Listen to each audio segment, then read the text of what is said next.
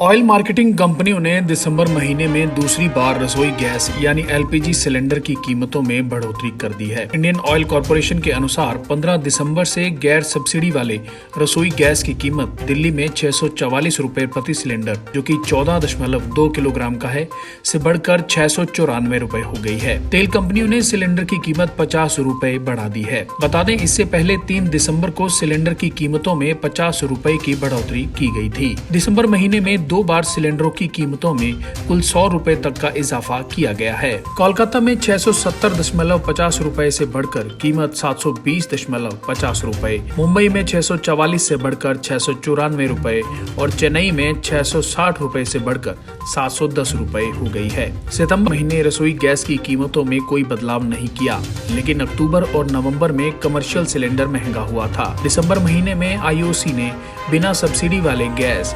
14.2 kilogram cylinder की कीमत 594 रुपए से बढ़ाकर 644 रुपए कर दी, जबकि कमर्शियल सिलेंडर के दाम में 56 रुपए तक की बढ़ोतरी की गई। बढ़ी हुई कीमतों पर कांग्रेस ने सरकार को घेरा है। आइए सुनते हैं कांग्रेस ने क्या कहा है।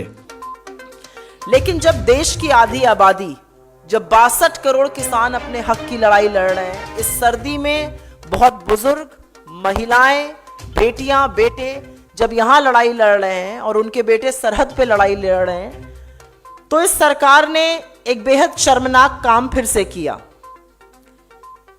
उसने फिर से आम आदमी की जेब पर डाका डाला और हम उसी बात को करने के लिए आपके सामने आए हैं। ये एक बहुत महत्वपूर्ण मुद्दा है, क्योंकि कहीं ना कहीं मंदी, कहीं ना कहीं बेरोजगारी, वेतन का कम होना, रिसेशन, हर तरह की त्रासदियों को, आर्थिक त्रासदियों को झेलकर, कुप्रबंधन को झेलकर लोग किसी तरह से खड़े होने की कोशिश अभी कर ही रहे थे कि कमर तोड़ महंगाई को और बरपाया जा रहा है। आज हालत यह है कि पिछले 15 दिनों में रसोई गैस का सिलेंडर का दाम 100 रुपए बढ़ा दिया गया है। दिल्ली, मुंबई जैसी जगहों में यह 644 का हो गया है, कलकत्ता में 620 का है और चेन्नई में 610 रुपए प्रति सिलेंडर बिक रहा है।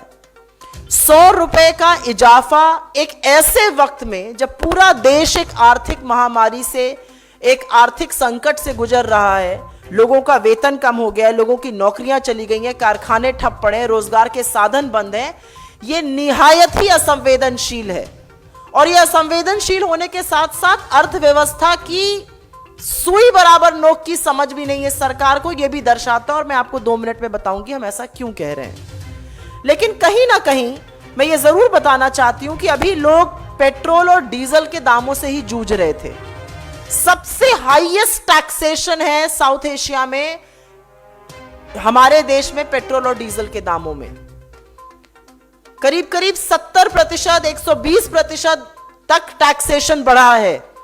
अपने कार्यकाल के दौरान मोदी सरकार ने एक्साइज ड्यूटी लगभग दर्जन बार बढ़ाई है। लगभग 21 से 22 लाख करोड़ रुपए उससे सरकार ने कमाए हैं। तो क्या यह गलत है कि जब दाम कम हो तो आम आदमी को राहत आए और जब दाम बढ़े तो वो थोड़ा बहुत आपका साथ देने के लिए तैयार हो?